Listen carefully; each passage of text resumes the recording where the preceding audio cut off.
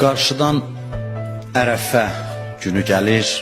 Qurban bayramından bir gün əvvəl Ərəfə günüdür. Ərəfə gecəsini mümkün olduğu qədər, gücünüz çatan qədər ibadətdə keçirməyiniz tövsiyə olunur. Hədisdə var ki, kim Ərəfə gecəsini ibadətdə keçirərsə 170 il ibadətin savabı yazılır. Yəni böyük bir ömür ibadətin savabına bərabərdir. İmam Səccad əleyhissalam gördü ki, bir nəfər Ərəfə günü dilənir.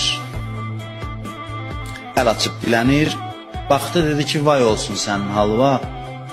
Elə bir gündür ki, Allahın rəhməti yer üzünü bürüyüb və hətta ana bətnində olan uşaqlara da Allahın rəhməti şamil olacaq. Sən Allahdan başqasından nəsə istəyirsən.